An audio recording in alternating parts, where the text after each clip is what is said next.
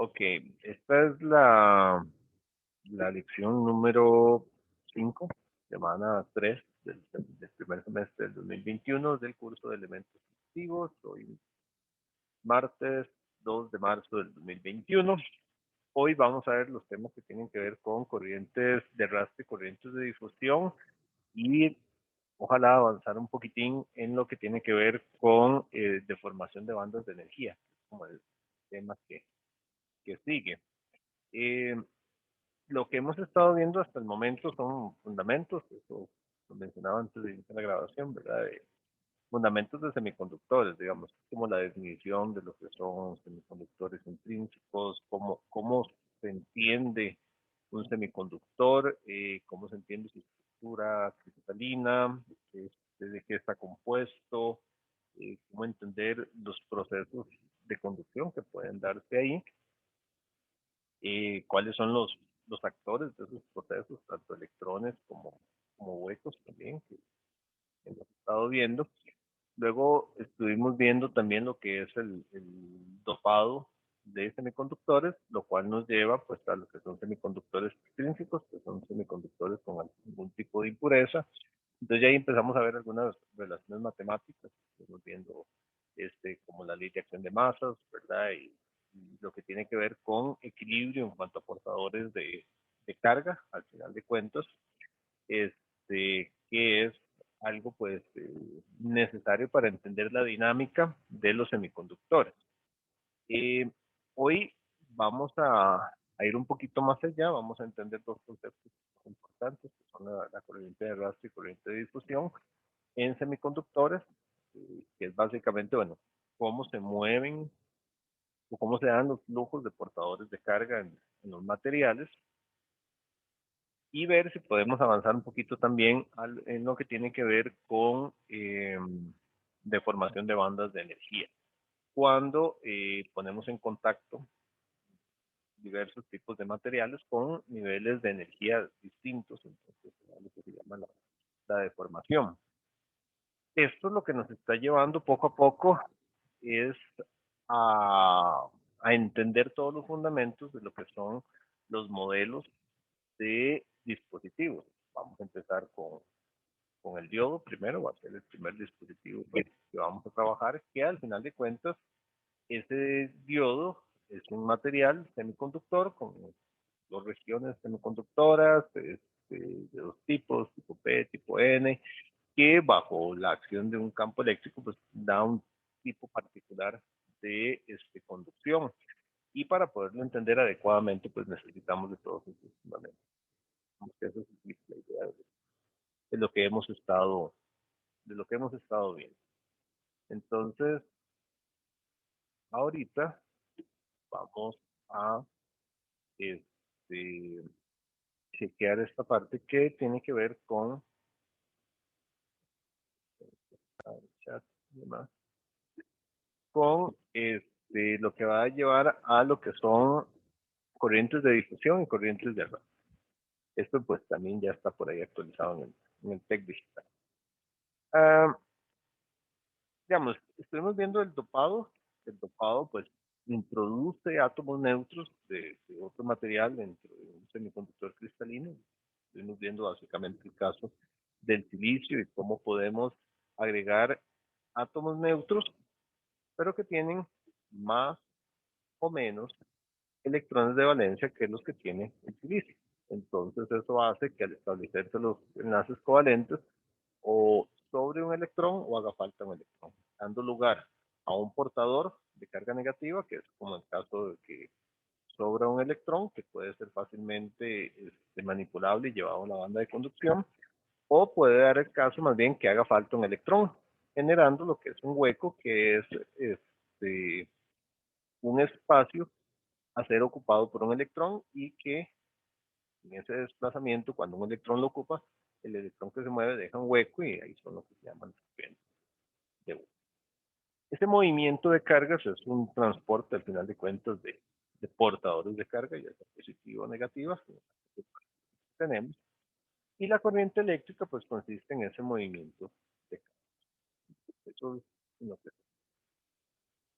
mover electrones, huecos o bien también iones, ¿verdad? Que el ion es la partícula que ya no es neutra, no eléctricamente cargada, ya sea con carga negativa o con carga positiva. Este, entonces, los átomos de dopado, vean que estamos hablando ya de los átomos que agregamos de arsenio, galio, indio, boro, dentro de una estructura cristalina, usualmente silicio, podría ser germanio también. Estos átomos se pueden ionizar como parte del proceso de conducción, ¿verdad? ¿Qué quiere decir que se pueden ionizar? Bueno, que si son átomos donadores, se ionizan positivamente cuando ceden un electrón para la conducción eléctrica.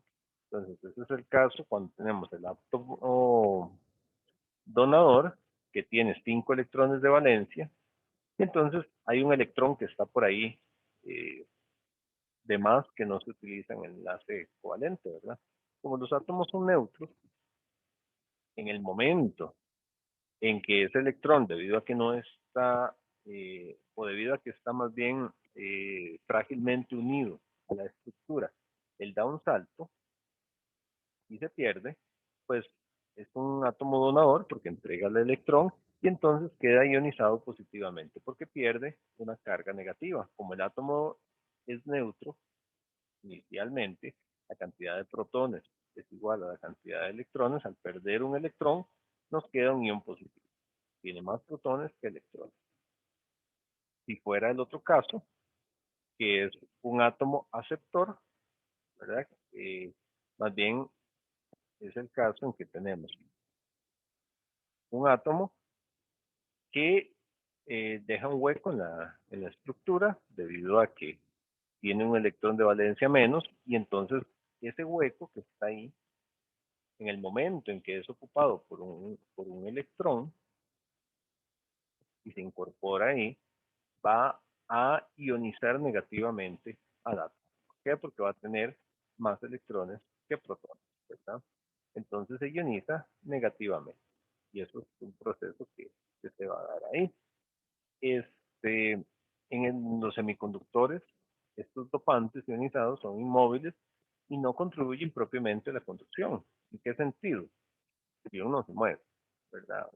El átomo no se mueve, el átomo queda, ocupa un lugar dentro de la estructura cristalina, pero él no se mueve. Él no se mueve. Entonces, como tal, no contribuye, digamos, el átomo no es que se está moviendo, sino que el átomo, debido a sus características en relación al semiconductor, puede contribuir a la corriente eléctrica, pero como tal, él no se mueve. ¿Okay? Entonces, es una cuestión conceptual que es importante tener claro. Y entonces, acá se dan dos mecanismos de transporte de carga. ¿Ya? Una que se llama corriente de arrastre, que eso es debido a una aplicación de un campo eléctrico. El campo eléctrico mueve electrones, lo cual puede dar paso pues a las dos corrientes, ¿verdad? Cuando tenemos átomos donadores, pues mueve esos electrones que están de más, pues, fácilmente los desplaza y hace que se muevan por el material. En el caso de un material donante, ¿verdad? Entonces el campo eléctrico tiene esa característica de que se mueve. De igual manera, y no son átomos donadores, sino que son aceptores, en ese caso también va a haber un movimiento de cargas a través de los huecos. Entonces se ve la corriente. Entonces tenemos un caso que es debido a campo eléctrico. Campo eléctrico lo desplaza. La otra corriente se llama corriente de difusión. Y la corriente de difusión es debido a los gradientes de concentración de portadores de carga. Recuerden que un gradiente como tal hace referencia al, al aumento o la disminución de algún parámetro en un punto específico y que yo pueda ver que ese parámetro está efectivamente creciendo o decreciendo. En este caso se habla de un gradiente de concentración de portadores de carga. Entonces, la corriente de difusión, ¿a qué se debe? Al hecho de que, por ejemplo, yo tenga un semiconductor, una estructura cristalina del semiconductor, y por A o por B, veremos esos métodos. Por ejemplo, en el centro del material, yo podría tener que los electrones están viajando a ese material, a esa ubicación, a esa región del material. Entonces, al estarse moviendo ellos hacia el material, yo hago una medición de la concentración de portadores de carga acá y me doy cuenta que está creciendo en el tiempo. O sea, hay un aumento. Entonces ahí tenemos un gradiente. Podría ser que los electrones se estén alejando. Eso también me daría un gradiente. Cuando yo tengo, por ejemplo, un cable por el cual pasa una corriente y yo le hago un corte a ese cable en algún punto, ¿verdad? Vamos así. Yo le hago un corte y observo, en un caso como este, que la cantidad de portadores de carga que entra es igual a la que sale, pues eso es un gradiente cero. ¿Qué quiere decir eso? No hay ni un aumento ni una disminución en la cantidad de portadores de carga. Pero si muchos portadores se están reuniendo en un punto, y tengo un gradiente diferente de cero, o si se están yendo, pues también tengo un gradiente diferente de cero, ¿verdad? Entonces, tenemos ahí esos dos casos, ¿verdad? Entonces, importante de este punto, lo que es corriente de arrastre provocada por un campo eléctrico o corriente de difusión provocada por el aumento o la disminución en la cantidad de portadores de carga. Entonces son dos tipos de corriente que podemos estar, que pueden coexistir, no son excluyentes, o sea, podemos tener una y la otra simultáneamente. Una, uno puede dar lugar a la otra, por ejemplo. Alguna, ok, vamos con la corriente de arrastre. En inglés a eso se le llama la drift current. Esa corriente de arrastre es una corriente, como les decía, donde hay un campo eléctrico que va a mover. Pues bueno, veamos algunas definiciones asociadas propiamente a lo que es el movimiento de cargas debido al campo eléctrico. Si yo tengo un semiconductor sin campo eléctrico, pues los electrones se mueven de manera aleatoria, lo que se llama un movimiento browniano, pero el flujo neto es cero, no hay corriente. Entonces, en un material determinado, lo que yo podría decir un bloque de material, yo puedo tener un montón de cargas, positivas, negativas, dispuestas en el material. Esas cargas, por temperatura, ganan movimiento. Entonces tenemos movimiento en todas direcciones. Se mueven en todas direcciones de manera aleatoria, entrópica, digamos, habría una entropía ahí de las cargas, y el movimiento de esas cargas es tal que si yo analizo el flujo en algún punto, básicamente el movimiento de cargas, el flujo neto, va a ser igual a cero. Si no tiene un instrumento lo suficientemente fino, un amperímetro, sería muy complicado, pero se puede tener. Yo le pongo un extremo en el amperímetro acá, por ejemplo, y otro extremo en la otra cara del material, digamos, el material, y entonces en el otro extremo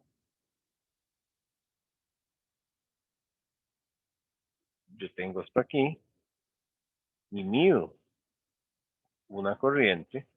Si el material es lo suficientemente sensible, uno lo que podría esperar son movimientos aleatorios, son corrientes así, ¿verdad? Que este ruido, al final de cuentas, eso es lo que llamamos ruido eléctrico. En realidad eso incluso se le llama ruido térmico. Eso es algo que se utiliza en comunicaciones eléctricas, se mide. Pero el flujo neto, o sea, el desplazamiento total de cargas de un lado al otro, pues termina haciéndose la corriente del igual. No habría movimiento de corrientes al final de cuentas. Y eso es lo que tenemos en un semiconductor sin campo eléctrico. O sea, cuando no hay campo eléctrico, efectivamente tenemos movimiento de cargas, pero es un movimiento aleatorio, desordenado, que da un flujo neto igual. Primer punto, ¿verdad? A ver qué ocurre ahí. Ahora, cuando se aplica un campo eléctrico, digamos, es, bueno, no, bueno, sí, cuando se aplica un campo eléctrico, entonces una partícula cargada se ve atraída o repelida del campo eléctrico dependiendo de la partícula y la relación que hay entre ellos, porque experimenta una fuerza, hay algo que la jala o que la empuja, dependiendo de las polaridades y demás. Entonces hay un campo eléctrico externo que produce una fuerza sobre la partícula, ¿verdad? Una fuerza dada por ley básica de física, fuerza es igual a masa por aceleración, que hace que una hay una masa efectiva relacionada con cada partícula y experimenta un movimiento, entonces experimenta una aceleración y tenemos un movimiento. Muy claro, pero yo creo que es algo que se había dicho. En el caso de que sea un electrón, si fuera un electrón aislado, o sea, un electrón lo logramos poner en algún punto, en un vacío, y le aplicamos un campo eléctrico, experimenta una aceleración constante, se va a ir moviendo, por lo que su velocidad aumenta. La fuerza que está dado ahí, son relaciones que están por ahí, dice que esa fuerza, ya está, lo habíamos visto, es igual a menos la carga eléctrica que tenga el electrón por el campo eléctrico en que está, lo cual, pues, juntándose con esto, entonces viene siendo la masa efectiva del electrón por la derivada de la velocidad que tiene respecto al tiempo. Es al final de cuentas la aceleración, lo que tenemos. Ok, otro hecho que tenemos ahí. Ahorita estas cosas las vamos a ir contando y va a ir agarrando un poco más de sentido. Cuando tenemos un material, la velocidad que se genera es diferente. Digamos, este electrón aislado es un electrón solo, ¿verdad? De manera ideal, un electrón que yo logro tomar y lo logro poner en cualquier lado, a voluntad y que no choque con nadie, sino que funciona pues perfectamente eh, de manera libre. De manera libre se logra mover por, por la superficie del material. Este, en, Sin embargo, cuando yo tengo un material y el electrón debe moverse por el material, la velocidad que se genera no es la misma que en el caso aislado, porque empieza a chocar. Uh-huh. Empieza a chocar con el cristal y empieza a encontrar una serie de fuerzas que dificultan su camino por el cristal. Entonces, algo que hay que tener claro ahí es el hecho de que un electrón no se mueve igual en el vacío a el movimiento que puede generar en un material. Son diferentes. Entonces eso es importante tomarlo en cuenta. Cuando uno tiene, por ejemplo, ustedes saben que las chispas son electrones que rompen el dieléctrico y producen un destello y uno los logra ver este, como un haz de luz. Bueno, ese movimiento que eventualmente tiene una chispa cuando brinca, ¿verdad? En el aire y uno la ve, es diferente del movimiento que tiene dentro del material, por lo que mencionaba. Entonces tenemos una velocidad que no es la misma velocidad. Entonces, la velocidad dentro del material, denominada aquí VD, que sería la velocidad de movimiento de arrastre del drift, que lo está jalando ahí, es igual a mu epsilon. O sea, la permeabilidad del material por epsilon. Recuerden que la permeabilidad es una medida de la facilidad con que se pueden establecer líneas de campo dentro de un material. De igual manera, pues me define, está relacionado con la movilidad. O sea, cómo un campo eléctrico puede afectar las cargas que están dentro del material. Entonces, bueno, esto ya nos va dando una indicación de lo que ocurre en un material cuando le aplicamos un campo eléctrico. Hay un movimiento, pero es un movimiento diferente del movimiento de un electrón libre. Entonces aquí se define lo que se llama una constante μn, que es la constante de movilidad de los electrones dentro de un cristal. Eso es un movimiento, es una constante porque el cristal, recuerden que es una estructura casi perfecta, digamos, en su ordenamiento atómico, entonces es muy predecible el movimiento que va a tener debido a la regularidad del material. Es diferente de lo que tendríamos en un material policristalino o en un material amorfo. En un material amorfo sería muy complicado, no podríamos hablar de una constante. Sin embargo, en un cristal sí. Y esa constante de movilidad es igual a 1350 centímetros cuadrados sobre voltios segundo. Donde esa constante lo que me está diciendo o me está midiendo de alguna manera es esa velocidad que yo puedo tener, que es una velocidad menor a la que tiene el electrón aislado, ¿verdad? O sea, en un material se viaja más lento.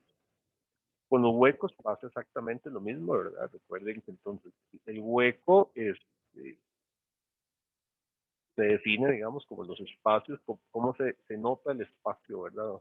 Cuando un hueco es ocupado por un electrón, pues el hueco se mueve para el otro lado. Entonces, también hay una movilidad de huecos, que no es exactamente igual a la movilidad del electrón debido al tipo de estructuras que participan. Un electrón sube a la banda de conducción para su movimiento. Un hueco, perdón, más bien consiste en un electrón que logra moverse dentro de las bandas de valencia. Entonces, dentro de las bandas de valencia hay más fuerzas asociadas al átomo. Entonces la movilidad aquí es menor que la de los electrones. Eso se llama μp y es una movilidad menor que la de los electrones. Es de 480 centímetros cuadrados sobre voltios. Tiene lógica, sí, porque es más difícil moverse dentro de la banda de valencia que moverse dentro de la banda de conducción. Entonces sí hay una diferencia entre ellos. Y la movilidad de los electrones anda de 2 a 3 veces la movilidad de los huevos, aproximadamente. Podrían pensar. Entonces, bueno, esto lo que, estos son hechos, digamos, para definir lo que es la corriente de arrastre.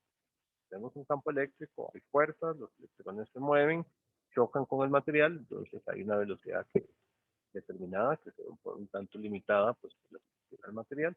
Y de igual manera tenemos un movimiento de huecos, el cual también es limitado y es incluso menor que el de los electrones. Entonces, cuando aplicamos un campo eléctrico, pues, aplicar un voltaje, ¿verdad? Según la ley de Ohm, pues la corriente fluye a aplicar un campo eléctrico externo. Eso es lo que hace una fuente de tensión, ¿verdad?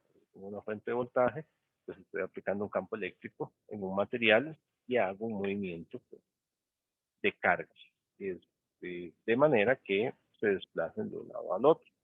Eso es lo que vamos a tener. Se ve así, se ve dentro de un bloque, tenemos un área y hay un movimiento de cargas. Ese movimiento de cargas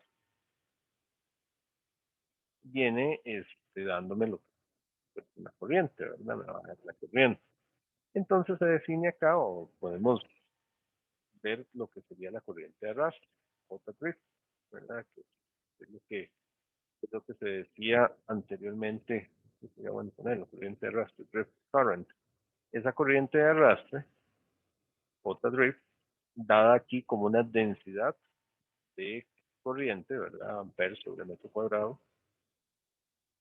es igual o está definida como sigma E, donde sigma es la conductividad del material.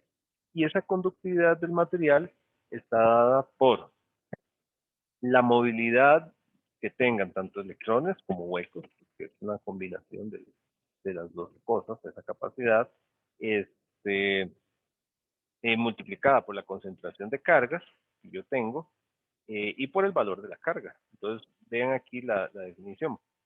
La contribución de los electrones a la conductividad es el valor de la carga eléctrica por la concentración de electrones que yo tenga por la movilidad de estos electrones. Mientras que los huecos es la carga o la concentración de cargas positivas que yo tenga ahí por la movilidad de huecos que tengo. Entonces, la corriente de arrastre está definida como la conductividad, que es ese sigma, ¿verdad? Que era lo que estaba aquí, por el campo eléctrico. Ese es el movimiento que vamos a tener ahí de cada uno de ellos. Aquí están, bueno, las definiciones, densidad de corriente de arrastre, ¿verdad? En este caso J, sigma es la conductividad, campo eléctrico, carga del electrón, concentración de portadores de carga, ¿verdad? Sería N, bueno, N en este caso y P, concentración de, sería NP, las dos, ahí lo dice N. Hay que poner que son los dos. Este, poner ahí en las definiciones N y P, concentración de portadores de carga y la movilidad de los portadores, ¿verdad?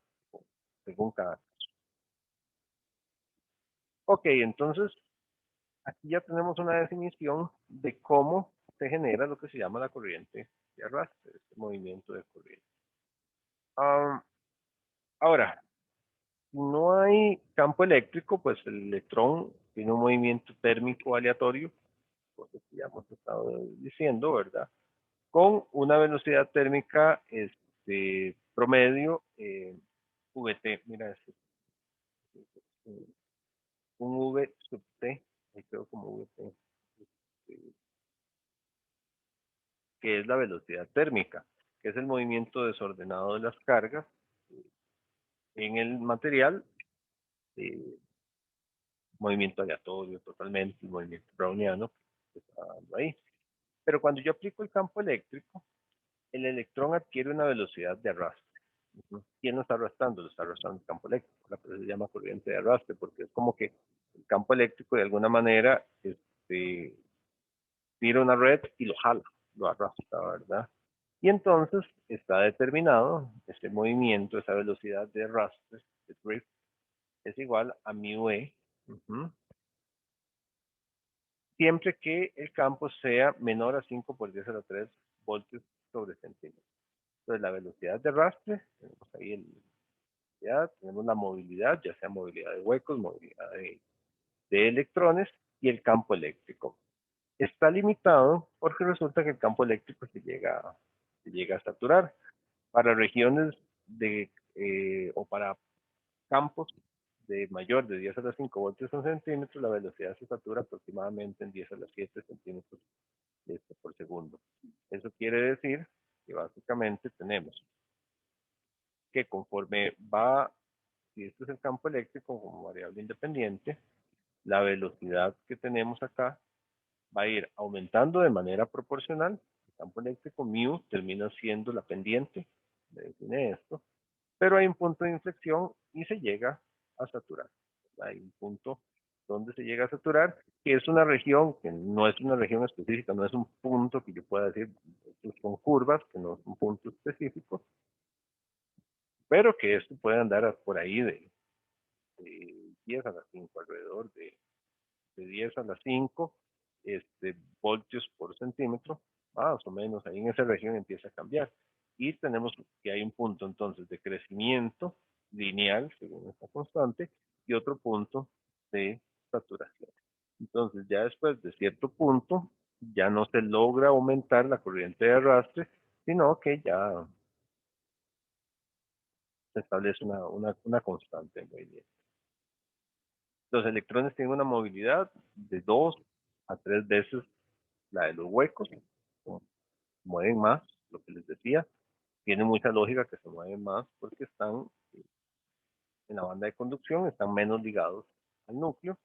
Entonces, Eso de que tenga de 2 a 3 veces mayor movilidad que los huecos, lo que quiere decir es que cuando yo aplico un campo eléctrico, los electrones son de 2 a 3 veces más rápido que los huecos. Ujú. Por los motivos que yo les estaba diciendo. Entonces, cuando tenemos un material, yo le aplico el campo eléctrico, tengo aquí un par de electrodos, ¿verdad? Y aplico una diferencia de potencial, al final de cuentas una tensión, ¿verdad? Y voy a aplicar una tensión entre esos dos puntos. Entonces, la velocidad con que se mueven los electrones es mayor que la velocidad con que se mueven los huecos, ¿verdad? Y eso es una cuestión pues lógica, según lo que yo tengo. Entonces, esto debe quedar claro por ahí. Esa movilidad está determinada, bueno, por la masa efectiva, ya habíamos visto, masa efectiva del electrón, masa efectiva del hueco, estaba ya definida. La dispersión por impurezas también. ¿A qué se refiere eso? Bueno, en un cristal, cuando yo tengo impurezas en la fabricación, esas impurezas es un punto dentro del material que tiene una estructura diferente.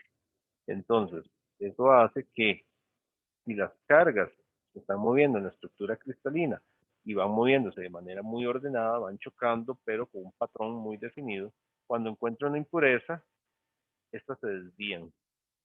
Y entonces, esa es la dispersión este, por impurezas, ¿verdad? Que se va dando. La dispersión por la estructura cristalina es una dispersión más predecible debido a la simetría que tiene la estructura. Pero las impurezas sí me dan resultados que son un poco más inesperados. A veces se llaman scattering, existen varios términos ahí que se va moviendo y de repente hay un punto como de choque, ¿verdad? Eso es como que yo tenga un canal por el cual fluye agua, un canal hecho muy bonito, ¿verdad? Yo tengo un canal aquí muy bonito, ¿verdad?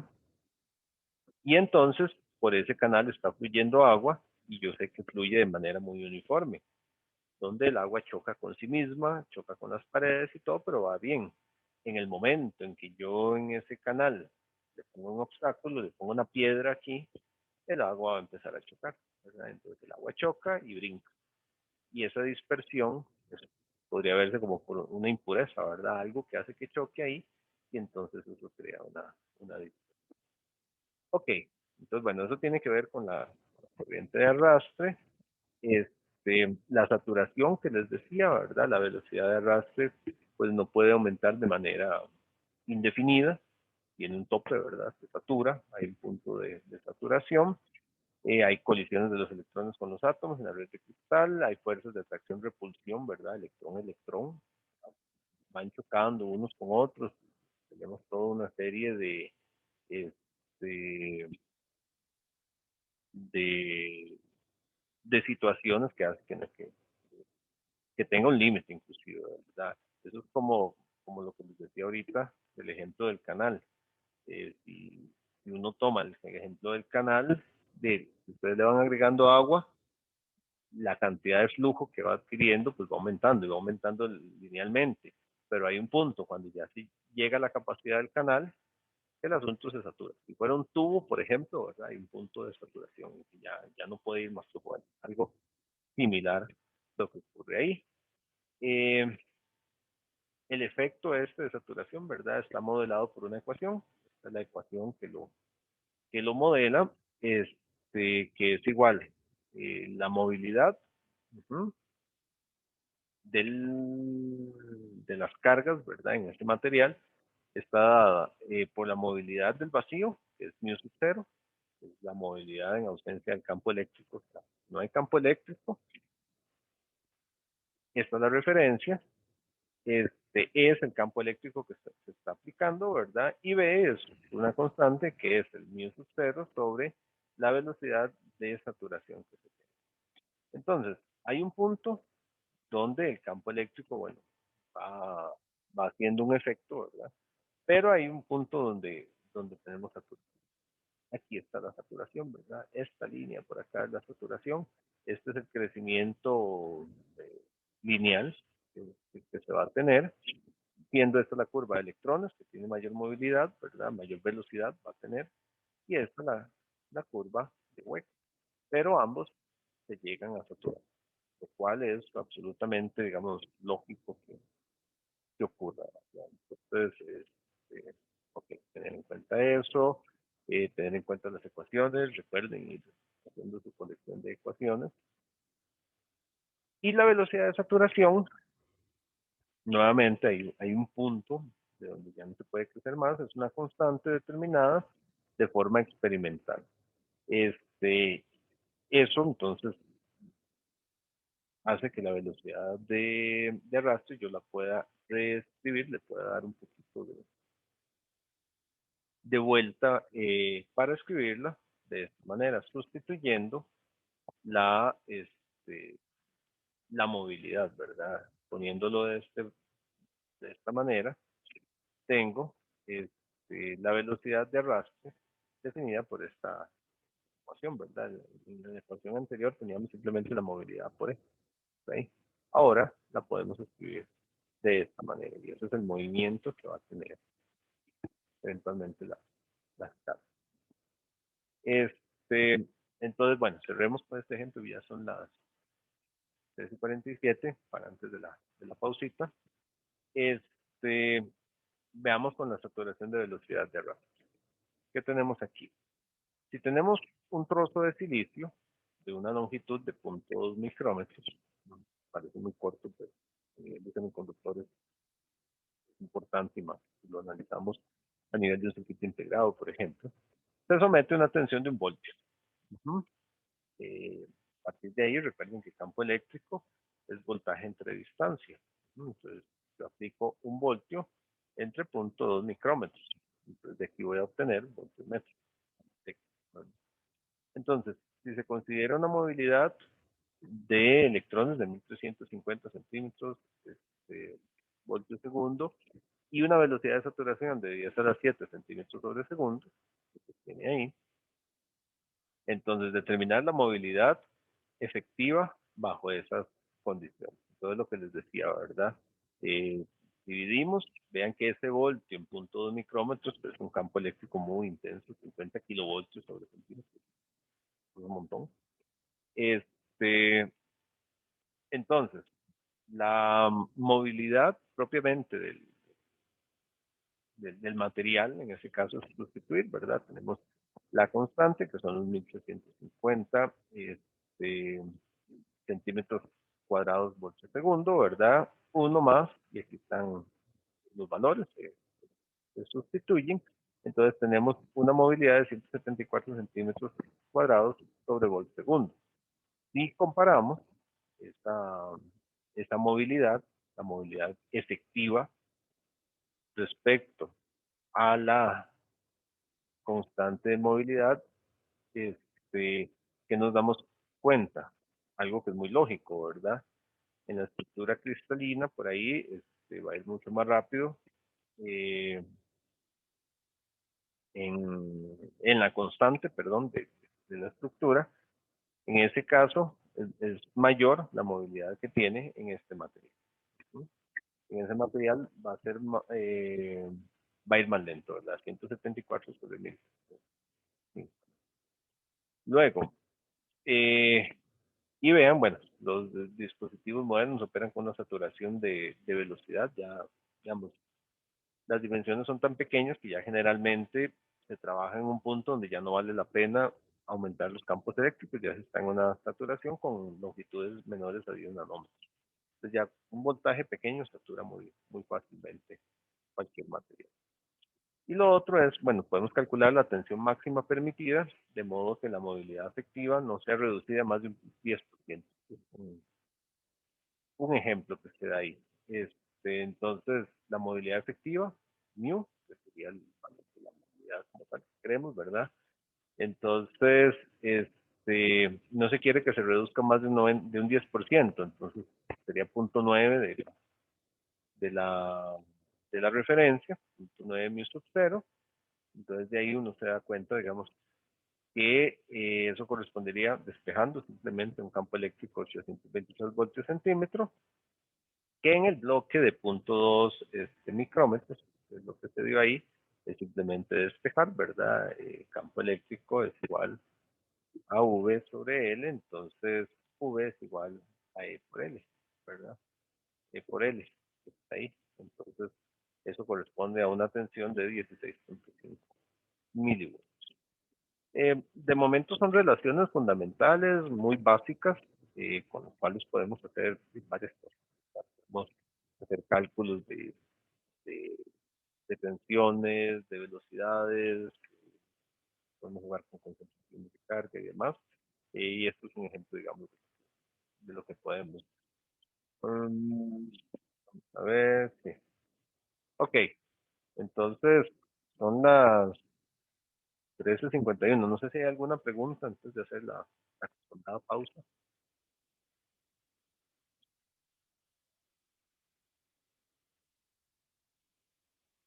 Bueno, no hay preguntas, entonces hagamos la pausita ahí de estirar piernas, de descansar un poquito. Eh, Vamos a ocupar alrededor de unos 7 minutos. Entonces, hablémonos para las 4 de la tarde. Tengo 13:53. Hablémonos las 4 de la tarde.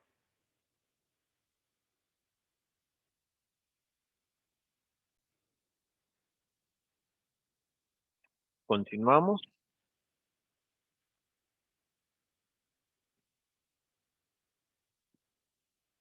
Continuamos con con esta parte que estamos viendo.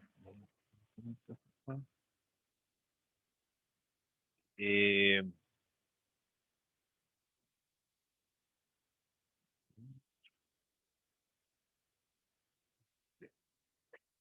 Espero que ya me logren escuchar ahí.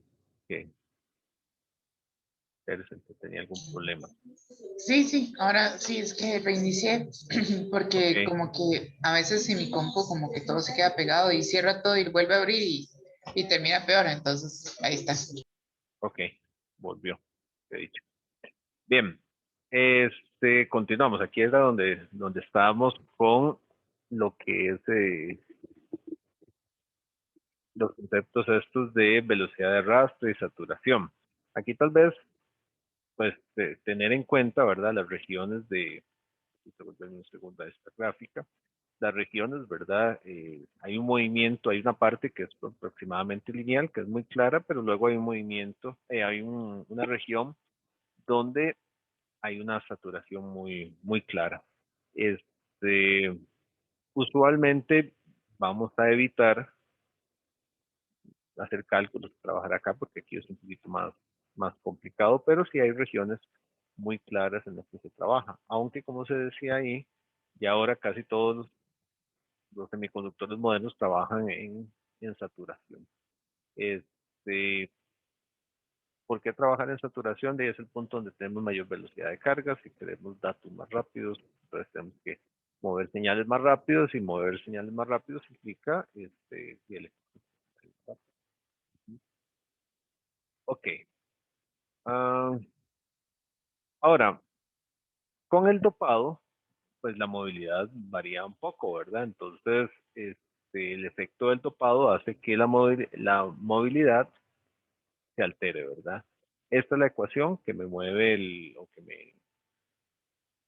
que maneja, digamos, el caso del dopado, donde, bueno, la movilidad de esta mu es igual a un valor mínimo más un mu sub 0, uno más eh, la relación, o aquí hay un cociente, ¿verdad? Entre los dopantes, ¿verdad? ND y NA sobre una referencia. Ahí. Que para electrones, por ejemplo, la referencia anda alrededor de 1.3 por 10 a la 17. El valor mínimo, 92 centímetros cuadrados por segundo. El mío es 0.1268. Y el alfa, que es este exponencial que está ahí, 0.91. Este, Eso en función del dopado. Muchas de estas curvas son experimentales totalmente, ¿verdad? Y entonces lo que se hace es que se obtiene la curva y se hace algún tipo de regresión, pues para explicar el fenómeno. Para huecos, pues varían los valores. Aquí está la referencia, el mu mínimo, el mu sub cero y el alto. Aquí es importante, digamos, todas estas, tanto las situaciones como estas referencias, que las vayan anotando y que vayan haciendo sus resúmenes, que lo tengan este, por ahí claro cómo es que se va dando. Y lo que vemos este, en estos casos este, es que con una muy alta concentración, más bien la movilidad pues, tiende a disminuir, ¿verdad? Y eso se ve aquí de la gráfica, lo cual es un efecto pues, curioso. Vean aquí otras curvas, estas son con temperatura, ¿verdad? Cómo va cambiando para diferentes concentraciones, ¿verdad? Entonces aquí cada curva es una curva de movilidad del electrón, aquí movilidad del hueco en función de la temperatura, para diferentes concentraciones. ¿No? Entonces, conforme aumenta la concentración, la movilidad tiende a bajar. ¿Por qué? Porque al tener más participantes, hay más choque. Eso es como tener una carretera y tener la carretera solo para mí. Voy a ir a la velocidad que me dé la gana. En el momento en que hay más gente manejando, que se mueve por ahí, y tengo que tener más cuidado. Hay más probabilidades de choques, hay más probabilidades de que alguien se baje del camión y me pegue golpes, ¿verdad? Cosas que pasan. Este, Hay más probabilidad de problemas en general que podrían haber en el camino, ¿verdad? Entonces no es lo mismo tener el camino despejado que tener un montón de gente con la cual está compitiendo. Por eso. Ahora, otro aspecto, resistividad. La resistividad es importantísima. Ustedes conocen lo que es en general resistividad. Es un efecto limitante, digamos, del movimiento de cargas en un material, ¿verdad?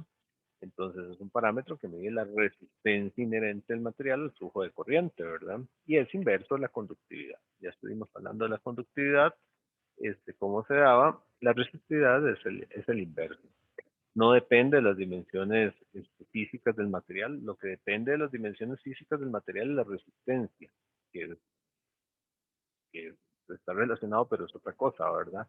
La resistividad eh, bueno, se ve con la letra Rho y tiene unidades de ohmios. Bueno, una resistencia se habla de ohmios metro, ¿verdad? Pero lo podemos ver también por área. Entonces, usualmente una resistencia más bien es la resistividad por la longitud del material entre el área, ¿verdad? Pero la resistividad como tal no depende de, de las dimensiones, es una característica propiamente del material.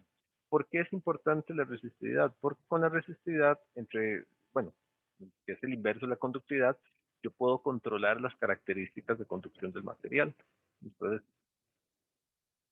son procesos de control, al final de cuentas, y son procesos con los cuales yo puedo, por así decirlo, abrir o cerrar llaves de electrones, como si fuera una llave de agua, ¿verdad? Entonces, yo puedo con la correcta manipulación de otros parámetros eléctricos, usualmente tensión, puedo manejar esas corrientes.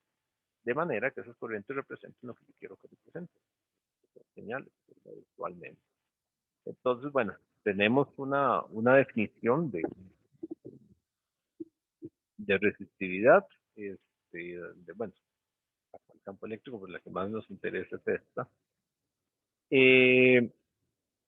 donde lo que tenemos ahí, bueno, aquí es campo eléctrico, ¿verdad? Resistividad y corriente, pues la que nos interesa acá principalmente es esta, donde la resistividad es 1 sobre la carga, ¿verdad? Por la movilidad de electrones por electrones, ¿verdad? Por la densidad de electrones de portadores de carga, más la de huecos por su densidad. Es el inverso de la conductividad. Ya teníamos conductividad, simplemente se le dio vuelta, ¿verdad? Entonces, en semiconductores tipo N, tipo P, eso ya lo teníamos definido en realidad. Eso es como definirlo de otra manera, ¿verdad? Es ver las cosas de manera un poquito diferente. Y aquí hay una gráfica de cómo se ve esa resistividad en ohms, bueno, aquí sobre centímetro, por una cuestión de dimensiones, respecto a la densidad que tenemos ahí de portador, ¿verdad? Entonces esa resistividad va a ir bajando conforme yo tenga mayor, mayor concentración. Si yo quisiera ver la conductividad, ¿qué vería? Si vería gráficas más bien que son para arriba, ¿verdad? El inverso. Ok, es un concepto. Listo, ya con eso definimos, vimos lo que tiene que ver con las corrientes de arrastre, las corrientes de arrastre, que son las corrientes que se producen cuando tenemos el efecto de un campo eléctrico, ¿verdad? Y es lo que es el movimiento de cargas y que tiene techo, ¿verdad? Hay un punto de saturación donde ya no va más. Ahora, pasemos a la difusión. La difusión a este nivel tiene que ver con el movimiento de cargas, pues por su concentración, ¿verdad? Y aquí se utiliza una analogía con una gota de tinta que cae en un vaso de agua, que dice que, bueno, después de un rato, ¿verdad? Aunque la tinta inicialmente se ve localizada en un único punto, el vaso de agua, dejan caer una tinta, la ven así, en un tiempo t igual 1, después de un rato, esas moléculas fluyen, o sea, se mueven, y moverse implica un flujo, ¿verdad? Como tal, en este caso de tinta, ¿verdad? Este, de un punto de mayor concentración a uno de menor concentración. Vamos a tener un gradiente, vamos a tener un movimiento de un lado al otro. O sea, si yo agarrara esto y hago un corte aquí, yo me doy cuenta que hay un movimiento neto de partículas de tinta en esta dirección. Este, el movimiento aleatorio las mueve y las distribuye hasta que hay una distribución uniforme, ¿verdad? Entonces, con electrones y huecos, pues pasa similar, ¿verdad? Van a pasar de donde hay mayor a donde hay menor concentración debido al movimiento térmico. Y eso es un efecto importante. Eh, ¿Qué me dice cómo se van a mover las cargas? Ahora, imagínense qué pasa si yo tengo un material que tiene un exceso de electrones, de portadores de carga en un punto, y lo pongo con uno que tenga algo contrario. Voy a tener movimiento neto de cargas. Voy a ver que se mueven de un lado al otro hasta lograr un punto de equilibrio. Entonces, la difusión tiene que ver con eso, ¿verdad? Es un movimiento de carga debido a diferentes concentraciones de carga. Se dice que esa difusión obedece a la ley de Fick. Entonces, la difusión es igual a menos el coeficiente de difusión por segundo, movimiento, y es un coeficiente que depende de características del material y demás, la concentración de las partículas, ¿verdad? Que es importante, es ETA, pero el valor, lo que está aquí, ¿verdad? El operador me habla aquí me habla del gradiente de concentración, o sea, cuál es el movimiento neto de cargas de un punto al otro. Este, y eso es lo que me da la discusión, ¿verdad? Entonces, el flujo de partículas es proporcional a ese gradiente. Recuerden, el gradiente se refiere a la concentración o disminución de algo en algún punto, ¿verdad? En este caso de carga. La distribución o el aumento o la disminución neta. Uh-huh. Por eso es que yo les decía que en un cable, si yo hago aquí, hay una corriente, el gradiente es cero, ¿verdad? Lo que entra es igual a lo que sale. Aquí estamos hablando de que haya un desplazamiento neto. Aquí el desplazamiento neto es cero, pero un material como el ejemplo de la tinta no es cero. Entonces, el gradiente se dibuja apuntando en la dirección de menor a mayor concentración.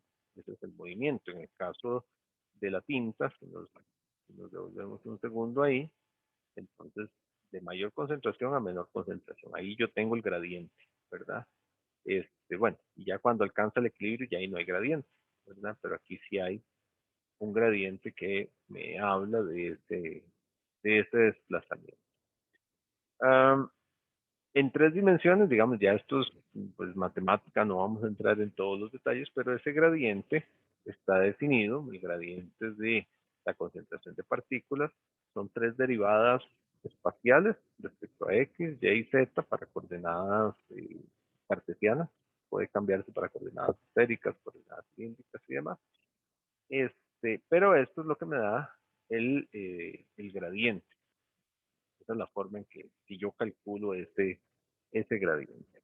Entonces, esa difusión de corrientes eh, es muy relevante ese movimiento de carga. Cuando yo tengo ese movimiento, que voy a tener una corriente de difusión. Para nosotros es importante en esa corriente de difusión lo que son las densidades de corriente. Hay densidades de corriente de difusión de electrones y de huecos. La de electrones es igual a la carga, ¿no? Por, bueno, aquí creo que ni los parámetros, bueno, este, por,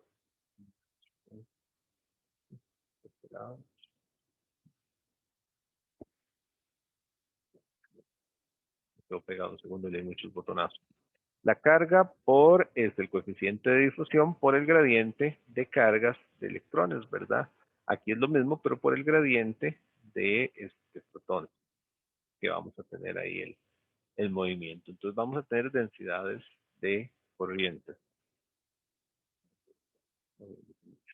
En una dimensión, si lo queremos ver en una dimensión, termina siendo, al aplicar lo que está aquí, ¿verdad? Cuando queremos verlo en una dimensión, por ejemplo, cómo es que se da esa densidad, pero únicamente en X, por ejemplo. Entonces termina siendo Q de N por la derivada de las cargas respecto a X, ¿verdad? Entonces eso me va a dar la corriente de difusión en el eje X. Si la veo en P, aquí voy a tener la corriente de difusión. Si la veo para huecos, aquí voy a tener la corriente de difusión en el eje X. Vean que existe una componente por cada una de las tres, ¿verdad? Esto es tridimensional, entonces yo calculo en 1, 2 y 3, y eso me define cómo es el movimiento en el material. Entonces, ¿por qué eso es relevante? Porque cuando se ingresan portadores de carga en un material semiconductor, ¿verdad? Va a haber un movimiento que busca el equilibrio al final de cuentas. Eso es lo que está buscando, como la tinta en el agua que va a parar su movimiento hasta que se equilibre. Vamos a tener que cuando inyectamos portadores en un material, va a haber un desplazamiento neto y se va a dar una corriente de difusión, que es el desplazamiento de cargas, ¿verdad? Primero una concentración no uniforme que va a seguir buscando el equilibrio. Si yo inyectara las cargas aquí, por ejemplo, en este otro ejemplo, ¿verdad? Voy a tener un movimiento para los dos lados. Entonces, por eso, a nivel físico, es súper relevante saber a dónde estoy inyectando los portadores. La geometría del material, las dimensiones y demás es muy relevante. Y si yo mantengo una inyección continua de cargas que continúan el tiempo, esta distribución se va a mantener, ¿verdad? Entonces sería como seguir inyectando tinta en un vaso, ¿verdad? Este, lo que pasa es que, bueno, el vaso no fluye, tal vez si tuviera una salida, ¿verdad? En el ejemplo, uno podría ver cómo siempre vamos a tener una mayor densidad de un lado que se va distribuyendo y si tuviera salida, pues va saliendo por otra parte. Los coeficientes de difusión están establecidos tanto para electrones como para huecos, ¿verdad? Aquí, nuevamente, mayor difusión o mayor movilidad propiamente, eso es verdad, mayor movilidad de electrones que de protones. Aquí 34 centímetros cuadrados sobre segundo y aquí 12 centímetros cuadrados sobre segundo. Entonces, la corriente de difusión por esto, este es el término relevante, que provoca, digamos, ese movimiento que vamos a ver debido a una diferencia en la concentración de cargas. Entonces va a haber un movimiento natural, lo que llamamos corriente de difusión. Ok, bueno, por aquí se habla, hay un experimento, el experimento le llaman de la punta caliente que permite determinar si una olea es de tipo P o tipo N. Experimento pues, interesante. Básicamente lo que dice es que se tiene una olea de material semiconductor, usualmente silicio, casi siempre uno dice de silicio, se le pone una, una punta caliente, como una punta de prueba ahí, una caliente y una fría. ¿Por qué caliente y fría? La caliente va a provocar mayor energía térmica, ¿verdad? Entonces va a propiciar el movimiento de cargas. La fría va a ser lo contrario. Entonces, se dice que si la olea es tipo P, es lo que sucede acá, que sería este de aquí, si la olea es tipo P, al tocar con la punta caliente, ¿verdad? Los huecos se difunden, alejándose, entonces es lo que dice aquí la imagen, ¿verdad? Huecos que se difunden por ahí, produciendo una región ligeramente negativa, o sea, el calor provoca un movimiento de carga, eso es natural, ¿verdad? El frío no, digamos, si yo le pusiera, imagínense que ustedes pusieran una punta, vámonos al extremo del 0 Kelvin, ¿qué efecto tendría sobre el material? Ninguno, ¿verdad? Pues no aporta calor en lo absoluto. Si ponen una prueba, una punta caliente, va a propiciar el movimiento de carga. Si el material es tipo P, ¿cuáles son las cargas que tiene? Huecos. Entonces va a propiciar el movimiento, las cargas se alejan, ¿verdad? Y al alejarse las cargas en movimiento, que son los huecos en este caso, queda una región este, ligeramente negativa. Entonces, yo voy a poder medir una diferencia de concentración con un galvanómetro, ¿verdad? Un pequeño voltímetro, que tiene una polaridad, que es diferente si el material o la olea es tipo N. Si es tipo N, va a pasar lo mismo, pero en lugar de, si es tipo N, los portadores que se van a mover no son huecos. ¿Qué van a hacer? Van a ser electrones. Entonces, al alejarse los electrones, ¿verdad? Queda una región ligeramente positiva. Entonces, vean que esto es interesante, digamos, desde el punto de vista de entender la física de esto, como el galvanómetro va a apuntar para un lado o para el otro dependiendo del material que se tenga. Y sobre todo, pero lo interesante de esto es entender la física que está detrás de eso, ¿verdad? ¿Por qué es que esto se carga, en este caso, negativamente o porque aquí positivamente? Mientras que la que está más fría tiende a ser una referencia. La referencia perfecta sería 0 Kelvin, pero bueno, llegar ahí es muy difícil. Sin embargo, si por ejemplo está por debajo de la temperatura ambiente, no va a producir ningún movimiento adicional, sino que va a ser una referencia. Entonces, esto viene siendo referencia, esto es referencia, y a puro calor podemos determinar si un material es de un tipo o un material es de otro. Entonces, eso pues, es interesante eso. Y bueno, el galvanómetro va a detectar ahí, vamos a tener movimientos de cargas opuestos de un lado al otro. Eh, Aquí para identificar de uno u otro tipo. Pero podría uno, y esto se lo lanzo como pregunta, ¿podría uno determinar con este experimento, haciéndolo con dos obleas, por ejemplo, dos obleas, qué sé yo, tipo N, las dos, y hace el experimento en las dos, podría uno determinar si una tiene mayor concentración de portadores de carga que la otra? ¿Qué me dicen ustedes? ¿Podría uno determinar eso? Sabemos que con el experimento yo puedo determinar si una es de tipo P y otra es de tipo N, pero yo podría determinar si una tiene mayor concentración de portadores de carga que la otra, siendo los dos tipo N. Tal vez midiendo la diferencia de tensión ahí, ¿no? Correcto, correcto, correcto. Gracias. Sí, correcto, ¿verdad? Y digamos, para determinar si es P o N, pues basta ver la polaridad. Pero evidentemente, entre mayor este, concentración yo tenga, ¿verdad? Voy a crear un desplazamiento mayor. Entonces, eventualmente, voy a poder, este, si mido la tensión propiamente o la corriente que se daría ahí a mayor magnitud, pues mayor cantidad de tensión. Gracias.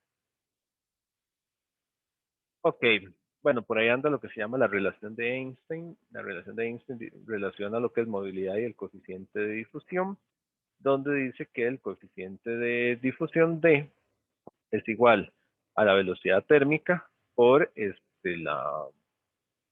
la, la constante de movilidad que se tenga, donde esa velocidad térmica depende obviamente de la temperatura, es constante Planck por T entre Q, que para 300 Kelvin es más o menos 26 milivoltios. Entonces tenemos esa relación bueno, podemos utilizarla en algunos ejemplos por ahí. Y bueno, aquí veríamos, aquí se ilustran estas imagencillas, este, cómo son las dos corrientes. Hay una diferencia básica entre las corrientes. La corriente de arrastre, al ser por campo eléctrico, es una corriente que en el material se ve un poco, se ve uniforme, ¿verdad? La concentración de cargas es más o menos uniforme.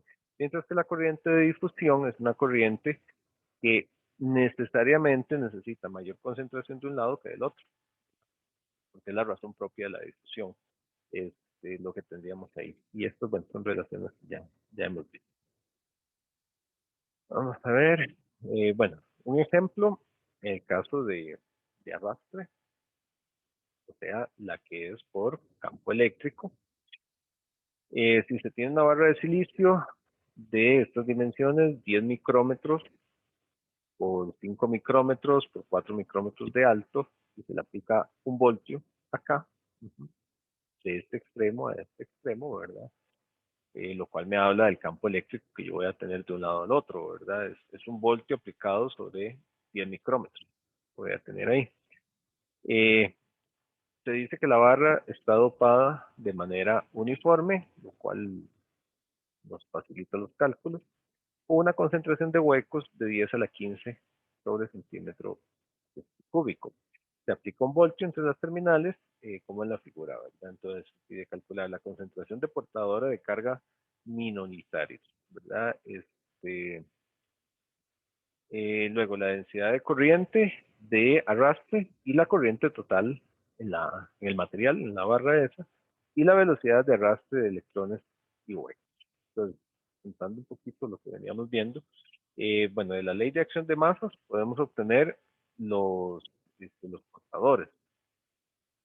Acá se me dicen que la concentración de huecos es 10 a la 15 por la ley de acción de masas, ¿verdad? Que tenemos que NI cuadrado es igual a P por N, ¿verdad? La concentración intrínseca al cuadrado es igual a la concentración de huecos por la concentración de electrones, entonces puedo obtener los minoritarios. Aquí tengo una concentración de huecos de 10 a la 15. Calculo la de electrones por la ley de acción de masa, 10 a la 5. Entonces, evidentemente, los electrones van a ser minoritarios.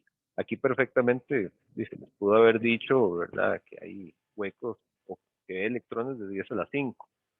Estos hubiesen sido los minoritarios, pero uno con la ley de acción de masas verifica, hace la verificación de uno u otro.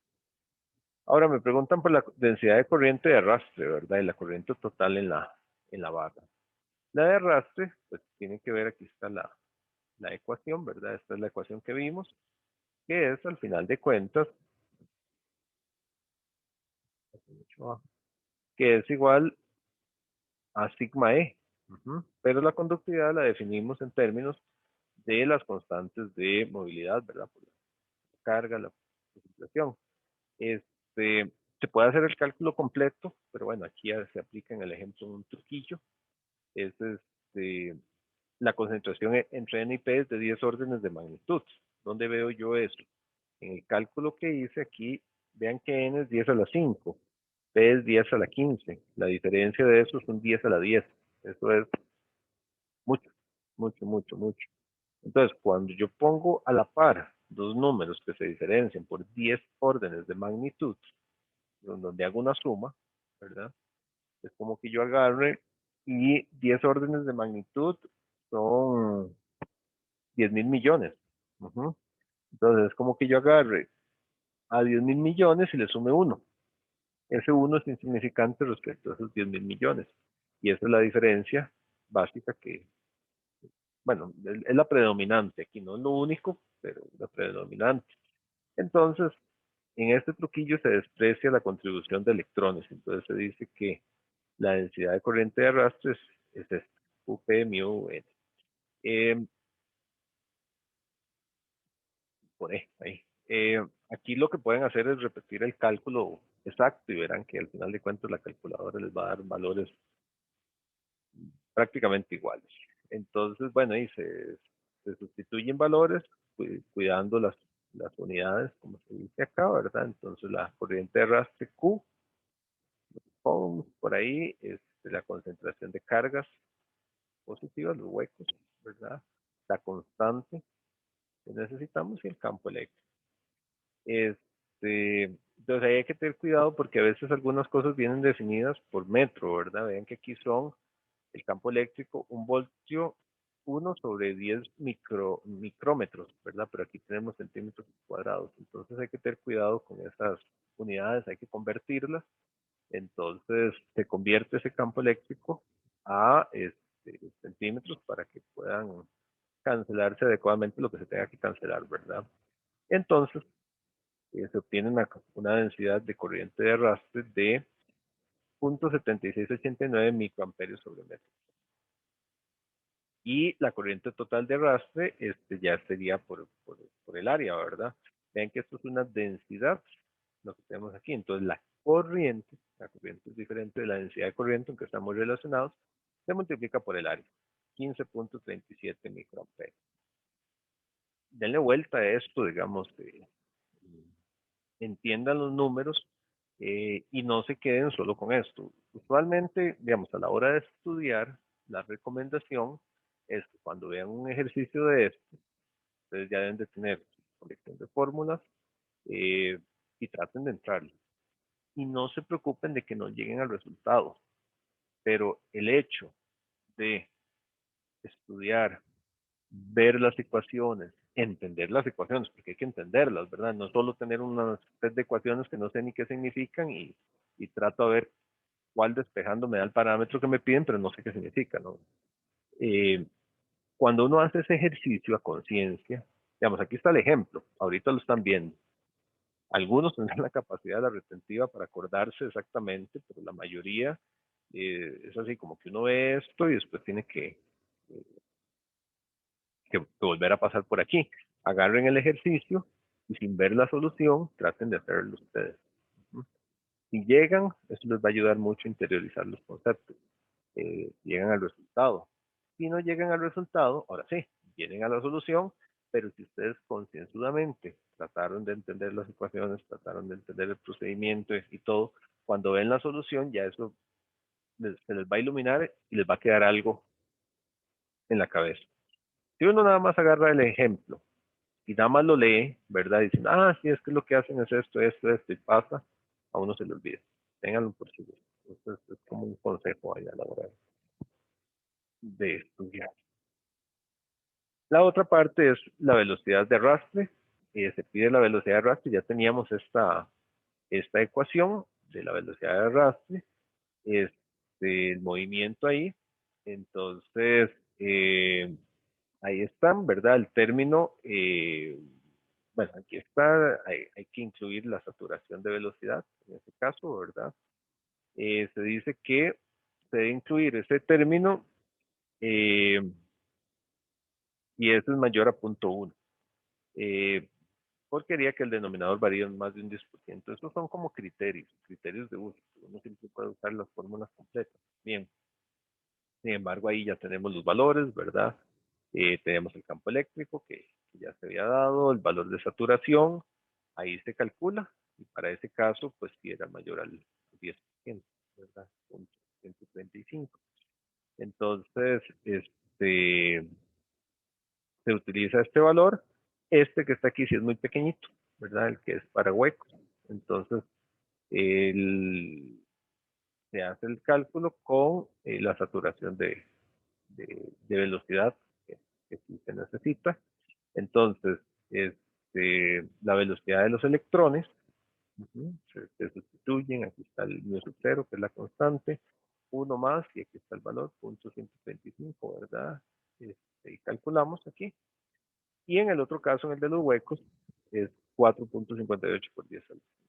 Entonces ahí tenemos la velocidad de arrastre de las dos cargas, de electrones y de huecos. Ok. ¿Alguna pregunta?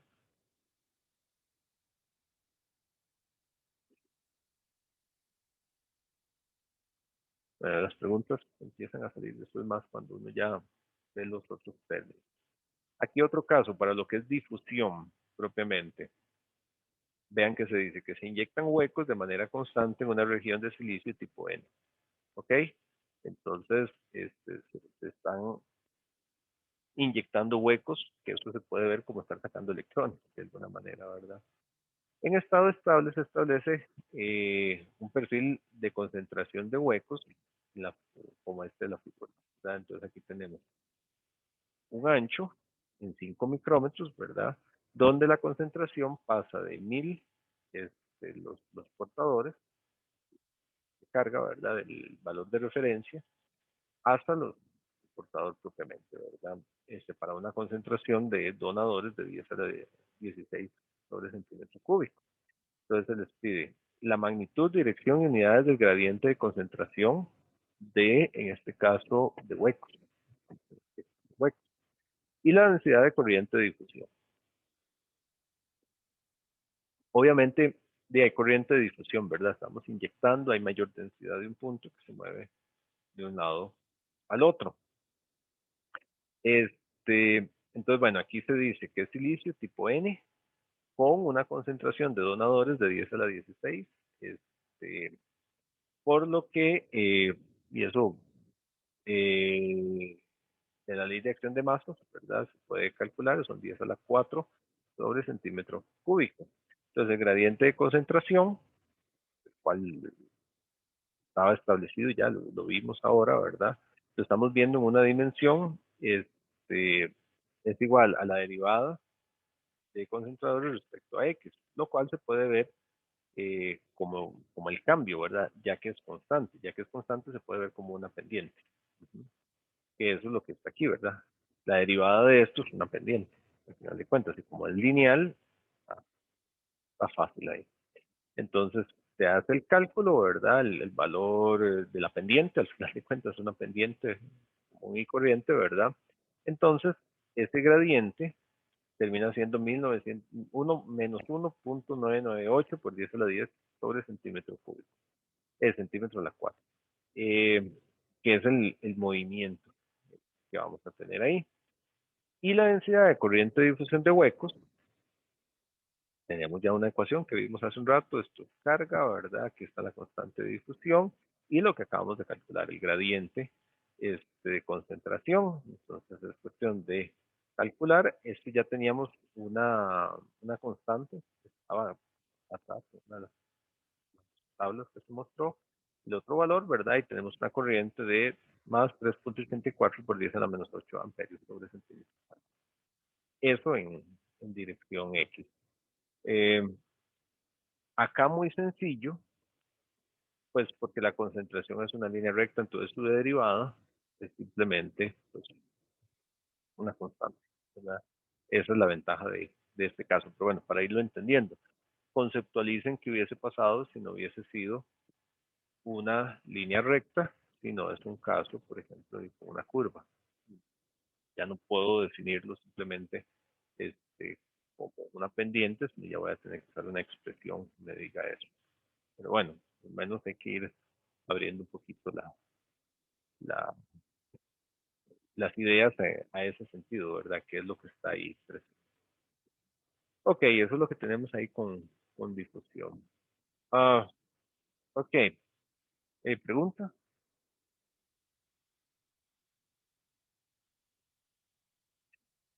Ok,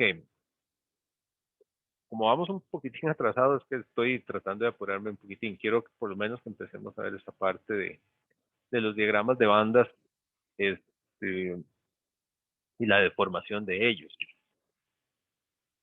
Los diagramas de banda de energía ya los habíamos visto. Ya los habíamos visto en equilibrio. Estos ya lo teníamos. Aquí no hay nada nuevo. Para tipo N, para silicio tipo N no degenerado, recuerdan la definición de degenerado, eso es que el nivel de Fermi sea menor a 3 kT, ¿verdad? De la banda de conducción, que es básicamente pues, el silicio normal, por así decirlo. Si se está en equilibrio térmico, sin luz externa, que esté agregando portadores de carga, entonces lo que tenemos es esto. Esto es como lo que ya habíamos visto. Silicio tipo N, en este caso, ¿verdad? Tipo N, entonces teníamos aquí el nivel de vacío, que es el nivel de referencia, la banda de conducción, la banda de valencia, el valor intermedio entre los dos y el nivel de Fermi que en un silicio tipo N se va para arriba, ¿verdad? En un silicio tipo P, el nivel de Fermi se va para abajo. Ok, esta es la relación que teníamos por ahí, ¿verdad? Tenemos bueno, la actividad electrónica, la diferencia entre los dos, la función de trabajo, ¿verdad? Que, bueno, aquí no se ve bien. No, aquí está, aquí se dibujaba ya. Lo que ya habíamos visto, nada del otro mundo. Esto para el silicio. Estas bandas son planas, o sea, es una línea recta. Vean que es una gráfica respecto a la posición o respecto al material. Esto es energía.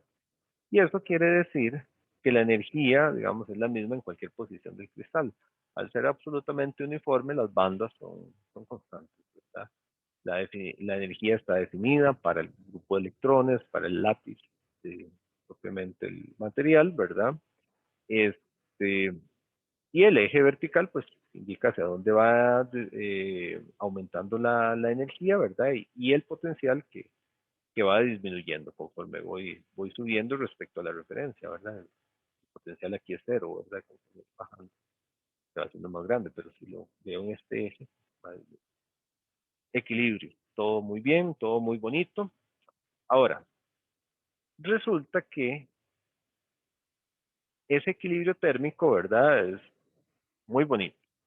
Pero ¿qué ocurre cuando hacemos combinaciones, verdad? En estos casos la energía no varía con la posición, pero cuando se someten a condiciones fuera del equilibrio térmico, existe lo que se llama una deformación de bandas o doblamiento de bandas. ¿Qué quiere decir eso? Bueno, resulta que si yo le aplico una tensión, la banda se deforma. Eso me crea movimientos en la banda que van a provocar la corriente de arrastre que ya veíamos, ¿verdad? Y provocan cambios que están ahí. Entonces, esos niveles de banda cambian. Y eso también ocurre en los contactos de materiales de diferente energía, ¿verdad? Entonces, por ejemplo, cuando dos metales se juntan, ¿verdad? Este efecto se llama Dirac, metal semiconductor, que se nos interesa bastante, el contacto ómnico, contacto Schottky, que se llama, y sobre todo el contacto semiconductor-semiconductor, lo que se llama la unión PN. Este sobre todo va a ser como el más relevante para nosotros, pero bueno, este también. El de metales, no, no tanto, pero el otro sí. Entonces vean qué ocurre. Primero, por potencial aplicado, o sea, por un campo eléctrico. Si yo le aplico un potencial, ¿verdad? Cuando aplico el campo eléctrico al semiconductor, el diagrama se deforma y los bandos van a depender de la posición en la que yo esté. Entonces resulta que dependiendo donde yo lo esté aplicando, en qué región del material, hay una deformación y cambian las bandas que están ahí. Un potencial positivo desplaza las bandas hacia abajo. Hay un movimiento propiamente de la banda. Ese potencial, pues, se calcula como, es como despejando de aquí, ¿verdad? El voltaje que está ahí, 1 sobre Q, y la diferencia entre las bandas de conducción y la banda de referencia. Este voltaje se dice que es un espejo de la banda de conducción porque reacciona según la banda de conducción, ¿verdad? Yo tengo un nivel de energía de referencia y entonces dependiendo de cómo se mueva la banda de conducción, así se mueve el voltaje. Eso es porque esto es constante y esto es constante, ¿verdad? Entonces, el efecto de aplicarle una tensión eléctrica a un material es que la banda de conducción se desplaza. Y eso es lo que vamos a tener ahí. La definición, bueno, de campo eléctrico, ¿verdad? Esta es la definición de campo eléctrico formal, de la que más nos interesa, que es menos la derivada del voltaje respecto a la posición, ¿verdad? Entonces va a ir cambiando con la posición. Entonces, ese campo eléctrico, pues, a la hora de calcularlo propiamente, ¿verdad? Termina siendo una derivada propiamente, digamos, a la hora de hacer la sustitución de lo que sería la banda de conducción, ¿verdad? O bien la banda de valencia, porque la deformación es de las dos. Vean cómo se deformó esta y se deformó esta igual. Entonces las dos se deforman de la siguiente, de esa forma, ¿verdad? O bien una deformación del valor intermedio entre bandas. Se puede ver de esa manera. Por lo tanto, ese campo es la primera derivada de la banda de conducción o de las otras bandas. Pueden ver ahí. Entonces, cuando yo tengo un sistema y le aplico una tensión, esa tensión en el momento donde pasan las líneas, ¿verdad? Me provoca una deformación de banda. Y eh, ese campo eléctrico entonces es la derivada de esa tensión, que esa tensión tiene la misma forma, nada más que hay un signo menos por ahí, pero tiene la misma forma de la deformación de bandas. Entonces, si yo tengo un material que es extenso, largo, y yo le aplico un voltaje aquí, ese voltaje va a crear una deformación de las bandas aquí, en la cercanía de él.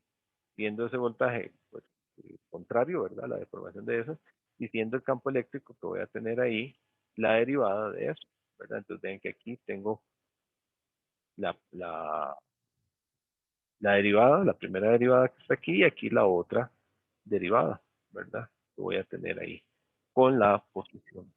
Entonces, esa es una de las deformaciones que se ven cuando yo aplico un campo eléctrico. Las más relevantes, digamos, esto es súper relevante, ténganlo en cuenta y demás.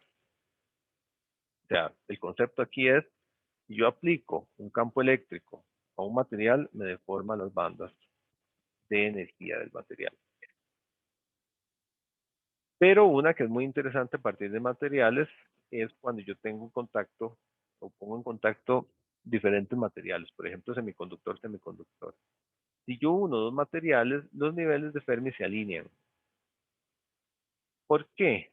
Por un asunto de continuidad. Entonces, antes del contacto, si yo tengo dos materiales, silicio P y silicio N, que son diferentes, tengo diferentes funciones de trabajo entre ellos,